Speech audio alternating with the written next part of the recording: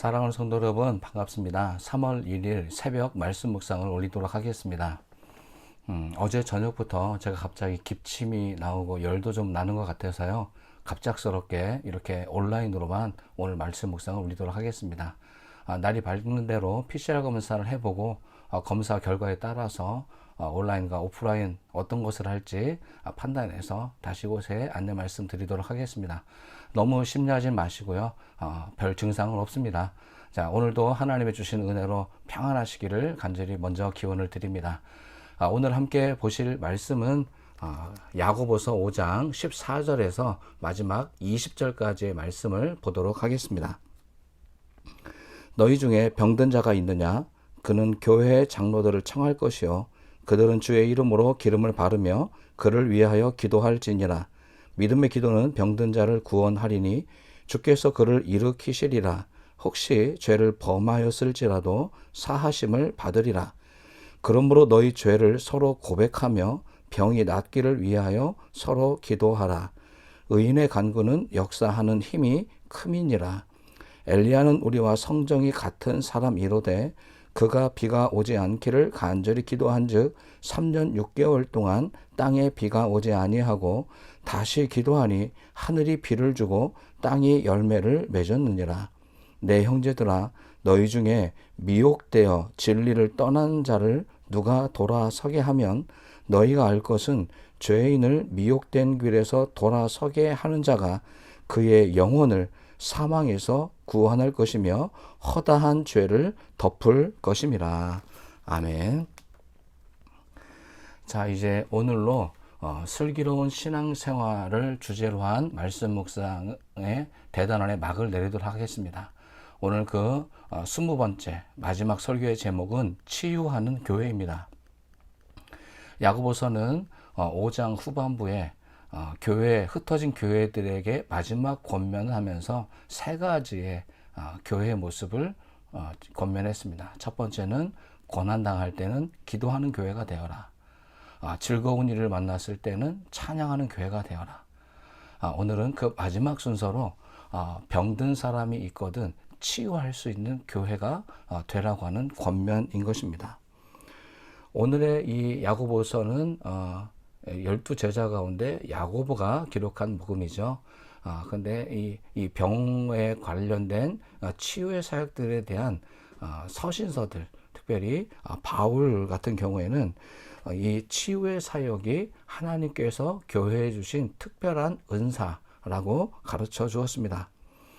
교회는 어떠한 공동체로 서야 될 것인가 라고 했을 때 바울도 또 야고보도 또 복음서에서 예수님께서도 실질적으로 보여주셨던 모습은 병든 사람을 만났을 때 그냥 외면하지 않고 그 자리에서 치유해 주셨다고 하는 것입니다.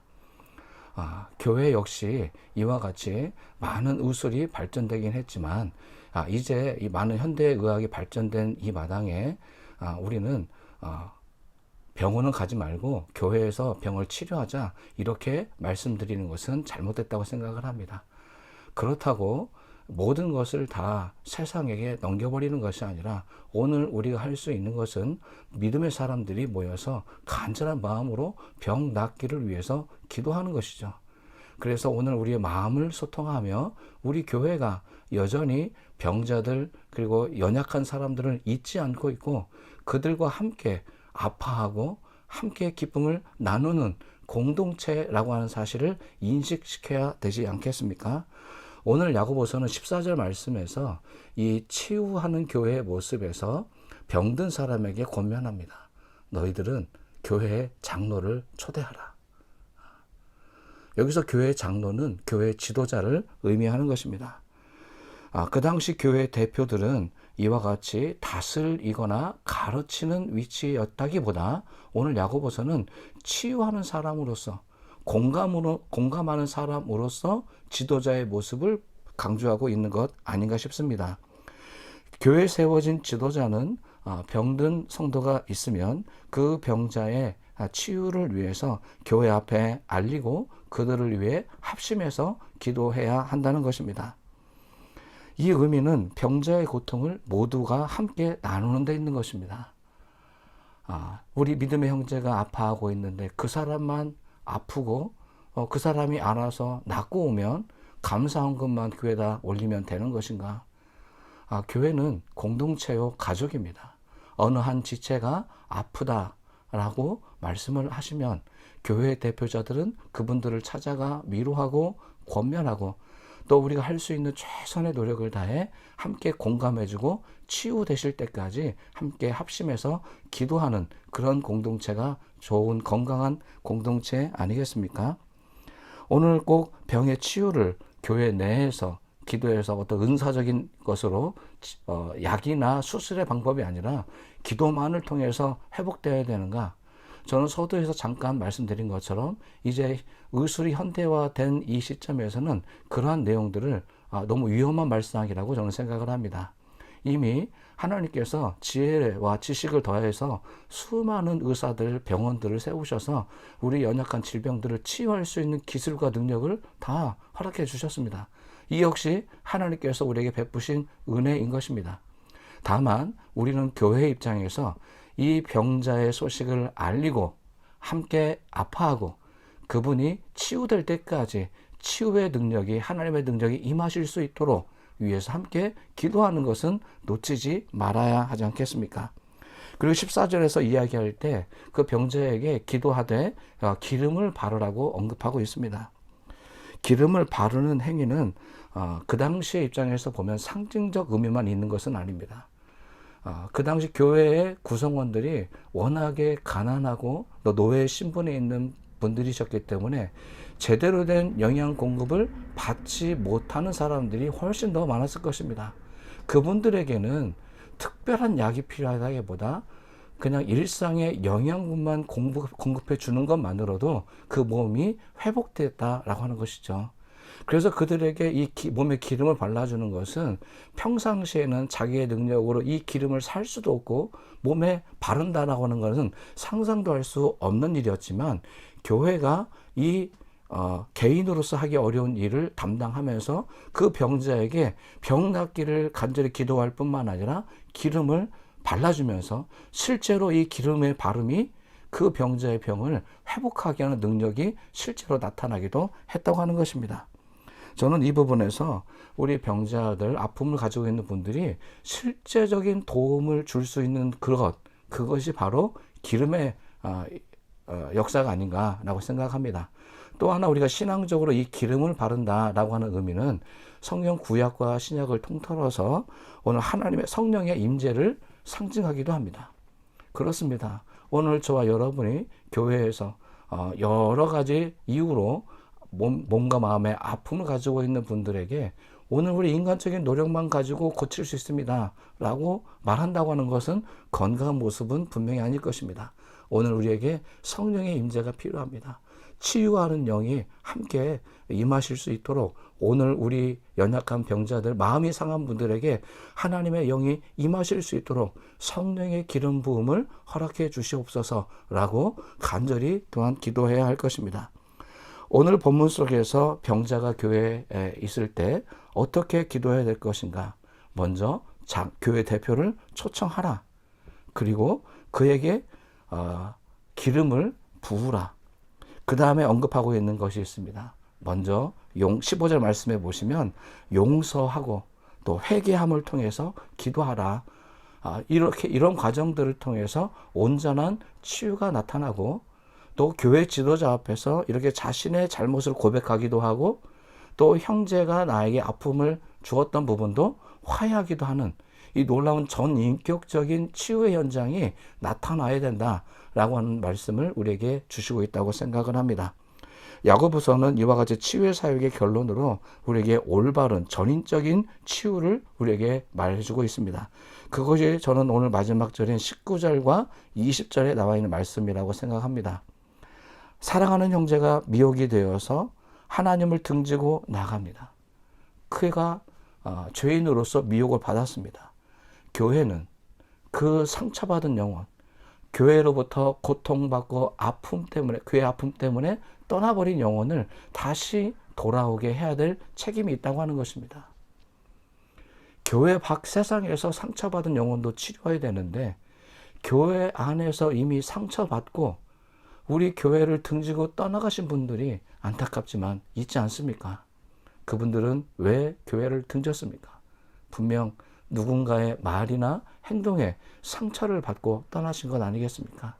그렇다고 한다면 우리 교회가 치유하는 교회로서 이미 떠나가긴 하셨지만 혹 그들 가운데 다시 하나님의 사랑 그리고 교우들의 사랑으로 함께 신앙생활을 하실 수 있는 길이 열린다면 오늘 마지막 20절에 바로 이것이 바로 구원의 역사가 될 것이다 라고 말씀해 주고 있는 것입니다.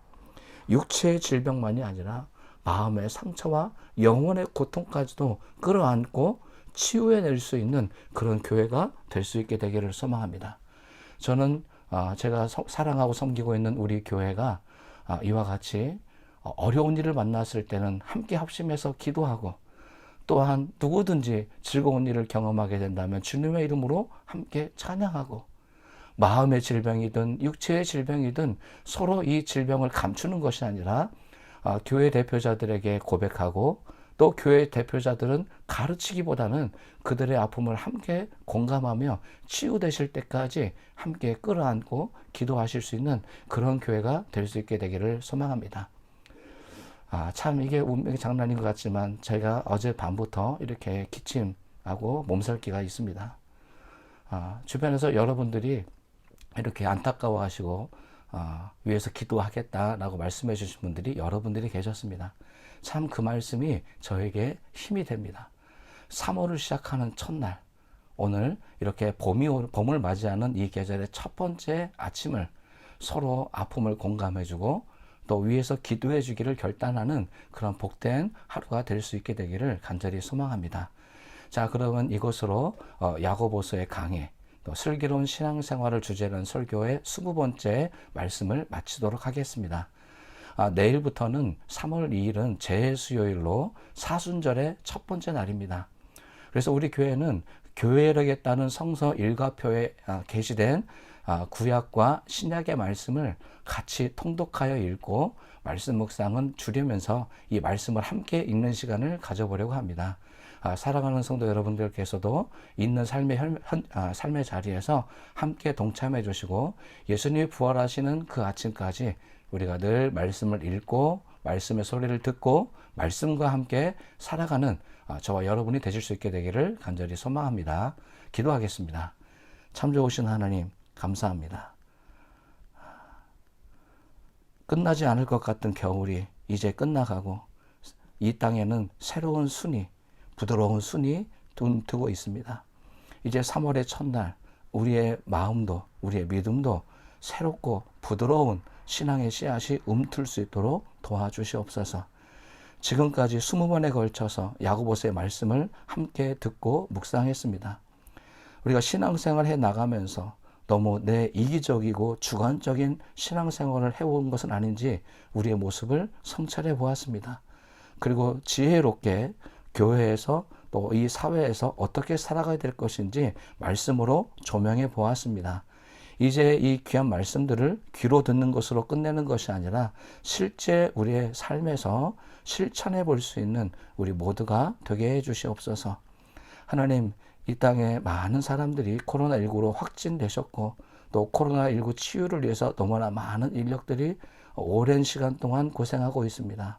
하나님, 하나님의 치유의 능력이 이 땅 위에 임하셔서 하나님 이 고침을 병을 얻었거나 또 병을 치유하기 위해서 수고하는 수많은 영혼들에게 하나님의 위로와 평화가 넘쳐날 수 있는 오늘 하루가 되게 해 주시옵소서. 또한 특별히 전쟁의 공포 가운데 있는 러시아와 또 우크라이나의 백성들 아무런 죄가 없이 두려움 속에 살고 있는 그들을 위로해 주시어서 이 전쟁이 속히 끝날 수 있도록 하나님 그들의 분노한 마음을 녹여주시옵소서. 그들의 상처가 더 덧나지 않도록 하나님의 놀라운 은총이 그 동토의 땅에도 임할 수 있도록 도와주시옵소서. 오늘 하루 우리와 함께 해주실 예수님의 이름으로 감사하며 기도를 드립니다. 아멘.